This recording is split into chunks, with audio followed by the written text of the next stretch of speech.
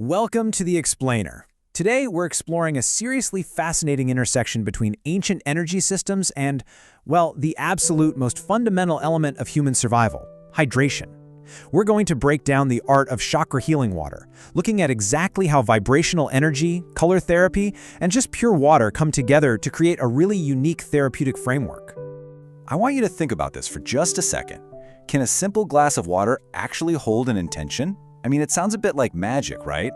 But what if it's actually about structure, frequency, and vibration? We literally drink water every single day just to survive. But today, we're looking at how we can intentionally transform that daily habit into a highly specific tool for physical, emotional, and spiritual balance.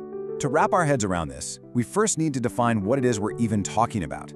Chakra healing water is basically a powerful healing tool. It's created by combining water's natural ability to hold vibrational information with the specific frequencies and colors of the ancient chakra system.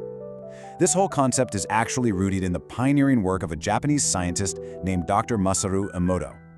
His studies showed that water actually responds to our intentions, words, and frequencies, literally altering its crystalline structure.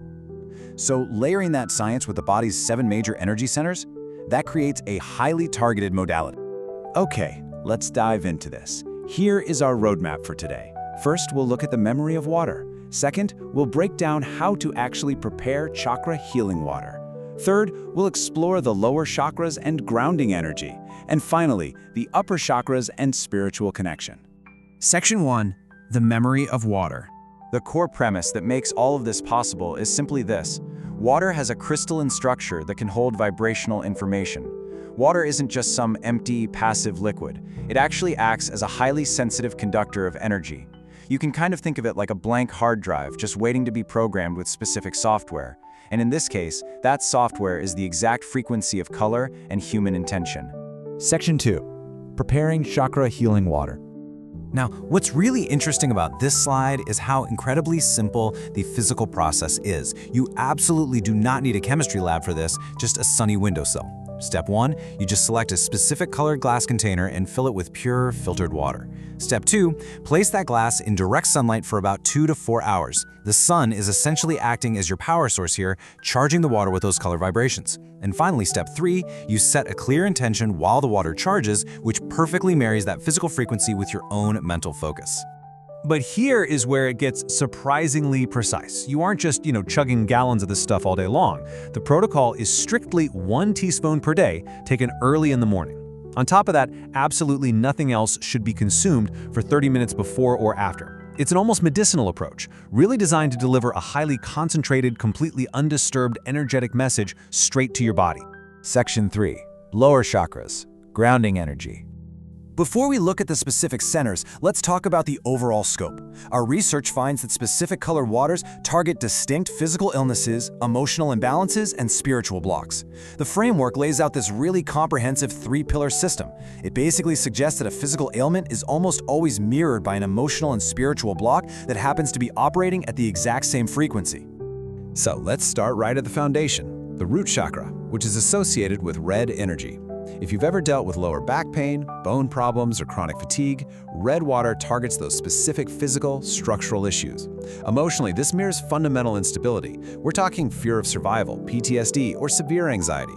And spiritually, it addresses a feeling of being completely disconnected from the earth, just being stuck in survival mode.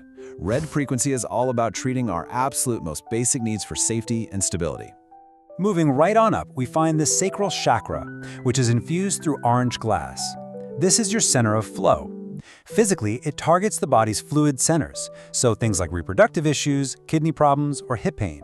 But emotionally, this maps to deep instability, like addiction, intense guilt, or emotional swings. If the root chakra was all about basic survival, the sacral orange energy is really about how we experience pleasure, passion, and creativity without any guilt or shame holding us back.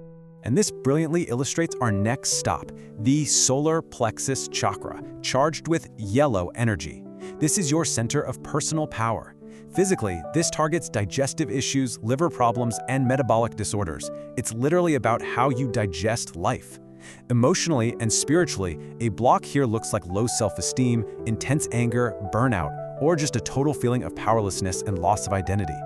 Yellow is the frequency of taking back your confidence and your personal will. Let's move to Section 4, Upper Chakras, Spiritual Connection. We are now transitioning upward from the physical centers and moving into the centers of expression and intuition. The bridge between the lower and upper chakras is the heart chakra, which resonates with green energy.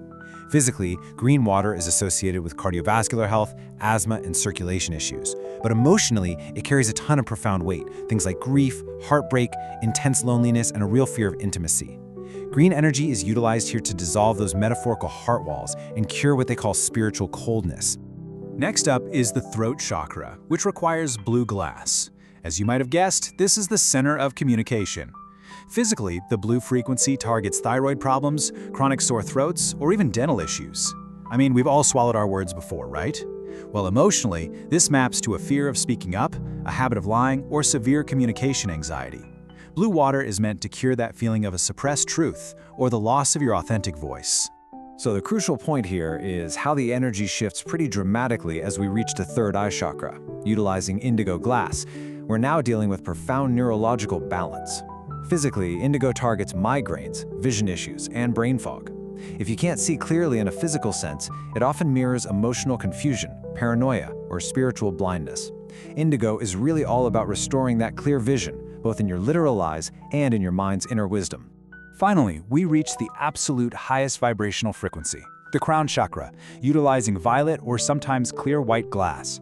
This center represents universal consciousness, and the physical ailments targeted here are severe.